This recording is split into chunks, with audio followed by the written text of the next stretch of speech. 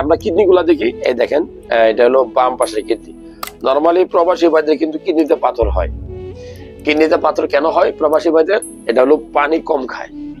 প্রবাস জীবন কষ্টের জীবন, এটা সত্যি কথা। চাইলেই ভালো পানি খেতে পারে না, অ্যাভেলেবল পানি সবাই কিনে খেতে পারে না, কারণ প্রবাসে তো সবাই বড় বড় চাকরি করে না, এটা তো বাস্তবতা। সো প্রবাসী ভাইদের ওখানে অতিরিক্ত ঘামে শরীর থেকে পানি বের হয়ে যায়। আপনি যদি সেই পরিমাণ পানি না খান, অনেক সময় কিডনিতে পাথর হয়। এবং প্রবাসী ভাইদের বিশেষ করে সৌদি প্রবাসী, তারপর মিডিল ইস্ট যে সকল দেশ আছে, বাহরাইন, আপনি কাতার, কুয়েত, আপনি ধরেন আরব আমিরাত, দুবাই, এই সকল অঞ্চলেও কিন্তু প্রচুর কিডনিতে পাথর হয়। এই জন্য প্রবাসী ভাইদেরকে বলবো দেশে ফিরলে একটা আল্ট্রাসোনোগ্রাম করবেন, কেননা আপনার কিডনিতে পাথর আছে কিনা, পিত্তথলিতে পাথর আছে কিনা, প্রস্রাবের থলিতে কোনো পাথর আছে কিনা, আপনার লিভারে কোনো চর্বি জমলো কিনা, যেটাকে আমরা ফ্যাটি লিভার বলি, সেটা আল্ট্রাসোনোগ্রামে ধরা পড়ে। এই একটা কিডনি, দুইটা কিডনি ভালো আছে ভাইয়া।